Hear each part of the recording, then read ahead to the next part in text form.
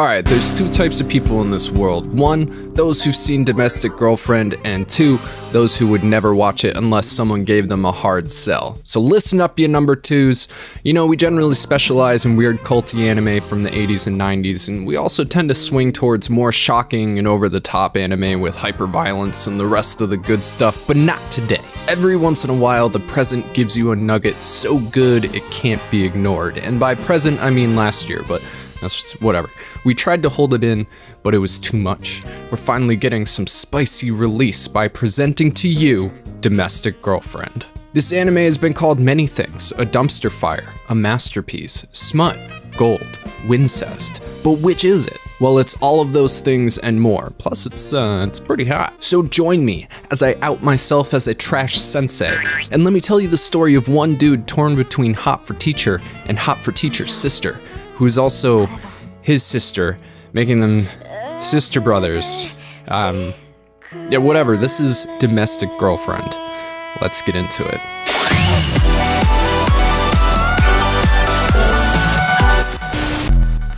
Now, I don't watch romance anime ever, because there's always this will they, won't they tease that never ends up amounting to anything, but Domestic Girlfriend is different. They do they. A lot. Now, a little while ago, our patrons asked us to finally hunker down and make a My Anime list, and we started by going through the trending tab on Crunchyroll rating as we went, and then we got to Domestic Girlfriend, and here's what happened. And then I have Domestic Girlfriend. 10. I also... Right? I also want to give it a 10. I will give it a 9. On fire 10, dude. The biggest dumpster fire. I didn't know that you were reading the manga, dude. Yeah. That's so fucking funny. I for a while there. It's been a hot minute, but for months I was reading it every week as it came out. Oh my god, that's so fucking funny, dude. If you want to give it a 10, dude, let's do it. Funny. Let's do it. Let's do it. It's a 10. It's a 10, man. Masterpiece. Okay. Now, I don't care what you think of me, that's an honest review, alright? And if you want, you can find a link to our anime list in the description or join Patreon for the full video, recommend the second one.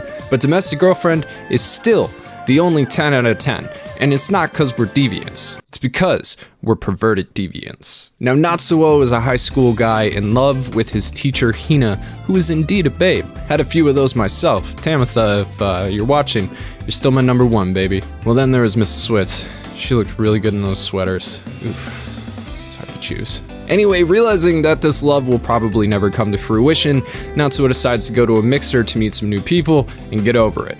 Did I mention he's a virgin? Yeah, he's a virgin. Well, I guess it doesn't matter, because that's about to change after he meets the best kind of lady, Rui. Rui is the best. She pulls the whole, dude, this party's lame, let's get out of here and be cool loner types. Then she takes him back to her house and is just like, hey, you wanna do it? Now, I don't know about you, but that's the best. No strings attached, no dinner. She's not even into Natsuo. She's just a lady in control who knows what she wants and ain't gonna beat around the bush to get you to beat around the bush. You know what I'm saying? So the two of them tear up their V-cards in a night of probably disappointing first-time awkward fumbling love. And at this point, the anime could be written off as some teen drama crap that I would never watch. However, the next day, Natsuo's dad is like, hey, I'm gonna get married to this lady and she's coming over for you to meet her tonight. Surprise! Now, I don't know if it's normal in Japan to just be told you're getting a new stepmom, but Natsuo's pretty cool about it, all things considered. That night, Natsuo's new prospective family comes together for the first time, and it turns out that new stepmommy is bio-mommy of none other than Rui. Oh, and also the mom of the teacher Natsuo is in love with, Hina. So Rui and Hina are sisters, and now Natsuo is their brother, and like the next day they're all living together. Natsuo's dad is a man on a mission. All right, so vibe with me on this one. I remember being in high school, you know, you don't get a lot of privacy. Having girls over or going over girls' houses was usually pretty monitored or very stressful because you had to sneak in when parents weren't around. I'll be honest, it would have been pretty rad to have a late onset hot ass stepsister with loose morals. So already we got main boy living out a high school fantasy, like now he gets to be close to his teacher he loves all the time. He now gets the intimate look into what she's like without all the professionalism in the way.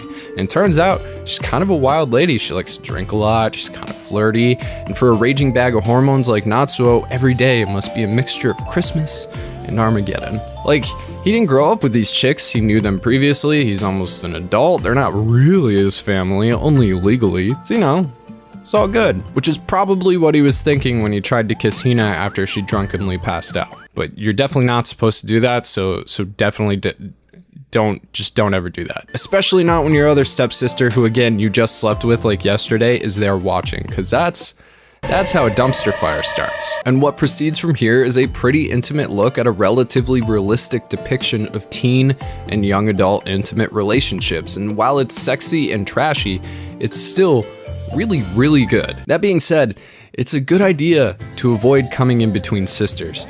Let me tell you a true story that you're not gonna believe. When I was in junior year, I had a wicked crush on this girl. She was a total babe, talking booty, boobies, and thighs. She liked good music, she liked to party, she was awesome. And all my friends told me how evil she was, but I didn't care. I know what I want. And her and I were close, so one night she threw a small party in her basement while her mom was sleeping, and I went, and we're all hanging out, drinking, and then I go out for a smoke. My crush came out to check on me, and my drunk ass decided now was the best time to confess to her. I told her how much I liked her and how I wanted to be with her, and then she kissed me.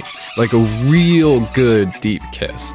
And then she told me she'd meet me inside. I was on cloud nine, man. That could not have gone better. Here I was, envisioning my relationship, getting to do it. And then I went inside and saw her making out with my buddy I came to the party with. I decided then was a good time to leave. I backed out of the basement, but decided I'd say goodbye to her sister on my way out. We weren't super close. She was a few years older than us, but she was sweet and she was always really nice to me.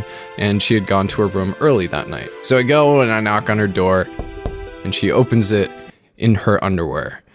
Yeah, dude. And I was like, I'm heading out. I just wanted to say goodbye. She just kind of looked at me for a minute. She like didn't even cover up. And then she was like, you want to come in? Dear Penthouse. So yeah, things got pretty hot and heavy. A better man would have said no, but the night had really turned around for me, man. I mean, how often does this shit happen? And for me, once. Because her mom came in. I guess we woke her up. She started yelling at us, which got my crush's attention from the basement, who ran upstairs to find me and her older sister getting dressed as we were being berated by her mom, who then noticed we were all drunk and realized a party was going on under her nose. Everybody ran in the house, but it turns out sisters talk, and when you kiss one and then do it with another one 10 minutes later in the same night, it's gonna piss them off. Forever. That being said, I skipped home that night, satisfied on many levels. Now, Natsuo has already done it with Rui, no strings attached, but she now knows he's into her sister. Then the two of them find out that Hina is dating an older married man. Scandalous. And that can bring some shame on your whole family, so the two of them plot and scheme to sabotage the naughty couple of Hina and this other guy. Oh, and by the way, this married man used to be Hina's teacher. So Rui's all ashamed of her, and Natsuo obviously selfishly wants Hina to be single, and while they work together to ruin this relationship, the two become a lot closer, and eventually Rui realizes she has real feelings for Natsuo, completing the blasphemous love triangle. But quickly, there's also another character I wanted to highlight, and no, it's not the gay Yakuza dude, though I love him. This is Momo, and basically she has a reputation for being a skank.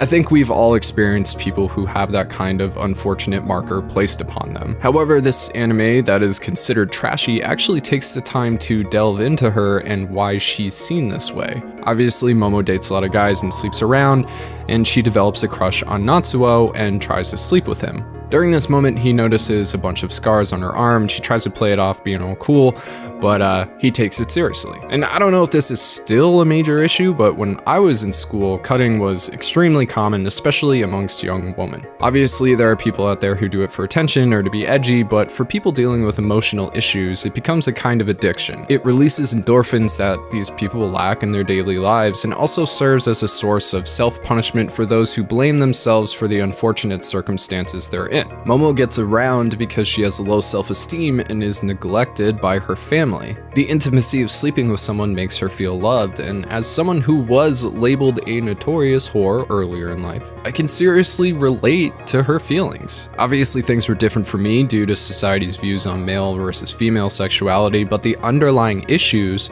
are universal for those who feel unloved. But instead of a wham bam thank you man, Natsuo doesn't take advantage of her vulnerability and instead treats her like a human, showing a caring and loving side. a side Momo truly needed that meant so much more than some of that P&V action, you know what I mean? Natsuo is also really good to Rui, which adds to her affection towards him. He's a complicated character struggling with being a good guy to everyone and also a total horn dog for his teacher sister, and like, who can blame him when this lady doesn't even shut the door when she's double clicking her mouse to thoughts of her ex-married boyfriend? This shit is spicy, man. Oh, and that's after Natsuo confessed his love to Hina. Yeah, also turns out Hina's been kinda into him the whole time, despite being brother and sister and teacher and student. However, when confronted with the reality that both of them would probably lose everything if they were to have a real relationship, they agree to go back to being siblings who are just, you know, real close. So, Rui loves Natsuo, her brother, and Natsuo loves Hina, his sister teacher, and Hina loves Natsuo, her brother student, and they all love each other because they're family, but Rui doesn't know that Hina and Natsuo love each other, and Natsuo and Hina don't know that Rui loves Natsuo. So Natsuo tries to hook Rui up with his friend, which pisses her off. In order to apologize, he cooks for Rui, and then she asks him for a kiss to seal the apology deal, which Hina sees and gets all upset over, and then Rui tells Hina how she feels about Natsuo, so Hina moves out. Yikes. And look, I'm trying to make some jokes for people who have watched the series, but I'm also trying to sell it to people who haven't, because this is a very good anime, so I don't want to give away the whole plot for those who haven't seen it, but let's just say the Scoville unit is only around Bell Pepper area right now compared to what happens later. There's also this literary subplot. Natsuo wants to be a writer, so he uses all these extreme emotions he's feeling during this time to write a very powerful book. But what it comes down to is Domestic Girlfriend is something special, and not just because the main character of the show actually gets to dip the jalapeno in the guacamole in the first episode. It's actually a pretty damning look into the heated emotional hurricane that comes with young infatuation. That feeling of, this person is the one I'm supposed to spend my life with, is real, even if it isn't necessarily true. And that's the thing about Domestic Girlfriend, it is kind of utter bullshit.